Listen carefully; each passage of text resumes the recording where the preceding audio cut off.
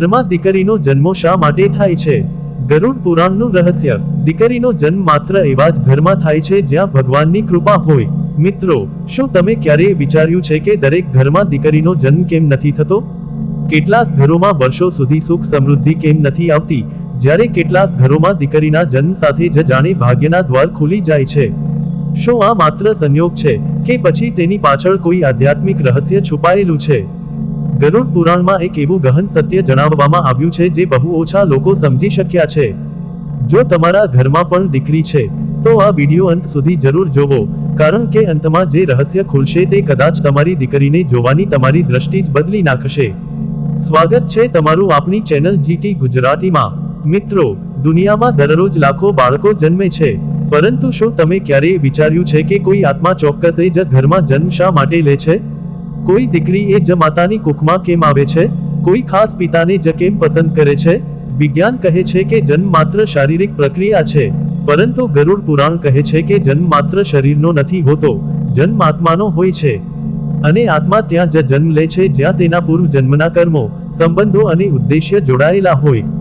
ગરુડ પુરાણમાં ભગવાન વિષ્ણુના વાહન ગરુડજી અને યમરાજ વચ્ચેનો એક દિવ્ય સંવાદ વર્ણવાયો છે.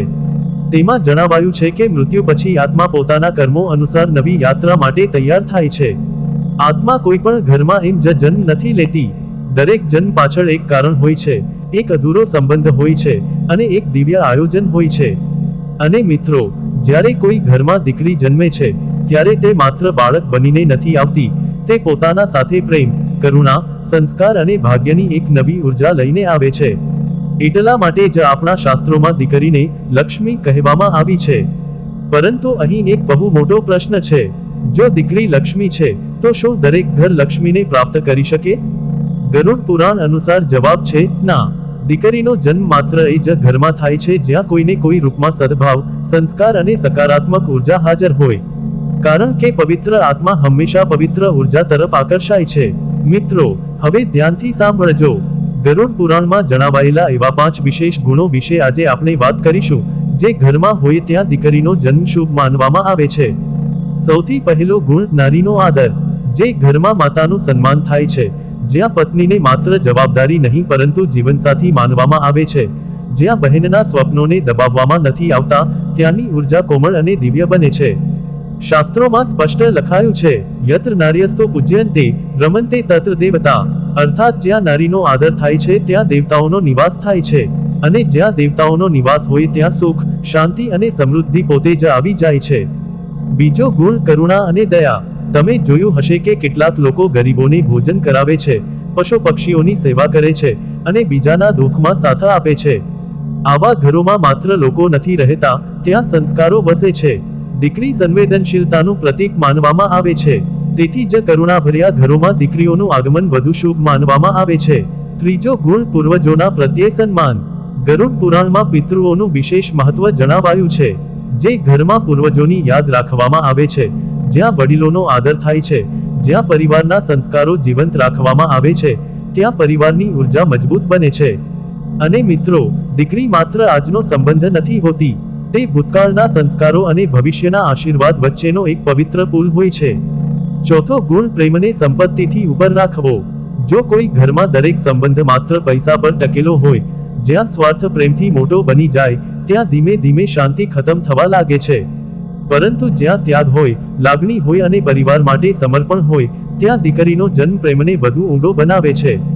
ઘણા પિતા એવા હોય છે જે બહારથી કઠોર લાગે છે, પરંતુ દીકરીના એક સ્મિતથી તેમનું હૃદય પીગળી જાય છે, કારણ કે દીકરી માણસની અંદર છુપાયેલું કોમળપણું બહાર લાવે છે.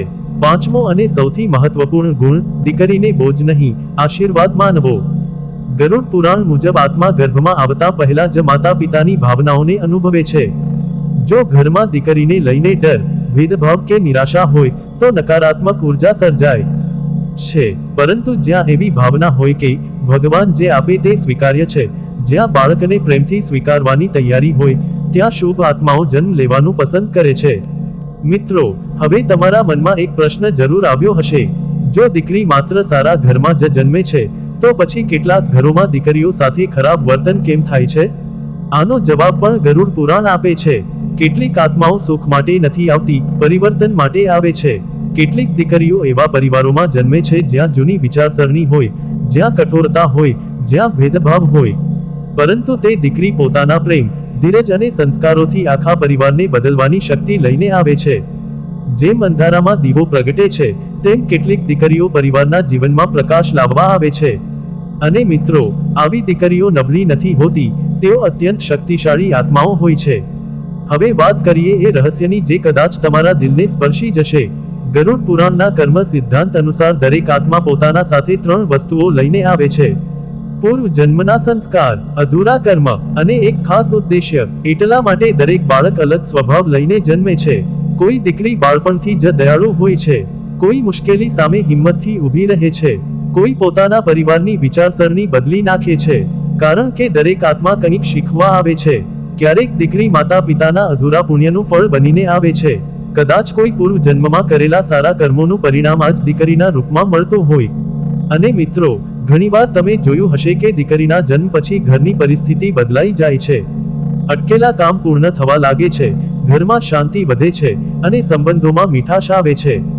આ માત્ર સંયોગ નથી, આ ઉર્જાનો પરિવર્તન છે. ગરુડ પુરાણ એ પણ કહે છે કે આત્માઓ માત્ર રૂપ બદલે છે, સંબંધ નહીં.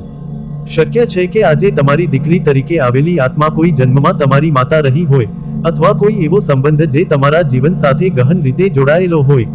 એટલા માટે જ દીકરીનો પ્રેમ એટલો નિસ્વાર્થ લાગે છે. પરંતુ મિત્રો, અહીં એક બહુ મોટું સત્ય સમજવું જરૂરી છે. માત્ર દીકરીનો જન્મ શુભ હોવો પૂરતું નથી, તેનો સન્માન કરવું પણ એટલું જ જરૂરી છે. જો કોઈ પરિવાર દીકરીને શિક્ષણથી વંચિત રાખે, તેના સપનાઓને નાની ગણાવે, તેના અવાજને દબાવી દે, તો તે પરિવાર પોતાના જીવનમાં આવેલા એક દિવ્ય અવસરને ગુમાવી દે છે. સાચો આદર માત્ર શબ્દોમાં નથી હોતો. દીકરીને આત્મવિશ્વાસ આપવો, તેને સુરક્ષા આપવી, તેને નિર્ણય લેવાની હિંમત આપવી અને તેના સપનાઓને પાંખ આપવી, આ જ સાચો પુણ્ય છે. મિત્રો, આજે આપણે સમજ્યું કે દીકરી માત્ર પરિવારનો ભાગ નથી, તે પરિવારની ચેતનાનો પ્રકાશ છે. તે માત્ર સંબંધ નથી, એક આશીર્વાદ છે.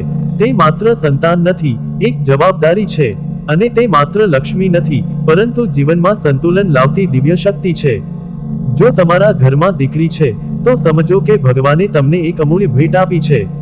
અને જો તમારા ઘરમાં દીકરી નથી, તો પણ દરેક દીકરીને સન્માન આપો. કારણ કે જ્યાં નારીનો આદર થાય છે, ત્યાં જ સુખ અને સમૃદ્ધિ સ્થિર થાય છે.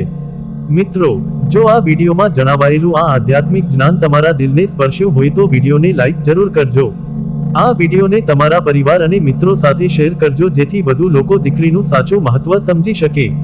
અને આવા જ આધ્યાત્મિક રહસ્યો અને શાસ્ત્રીય જ્ઞાન માટે આપણી ચેનલ જ્ઞાનગંગાને અત્યારે જ સબસ્ક્રાઇબ કરો. નીચે કમેન્ટમાં તમારી વહાલી દીકરી માટે 2 પ્રેમભર્યા શબ્દો જરૂર લખજો. જય શ્રી કૃષ્ણ. ધન્યવાદ.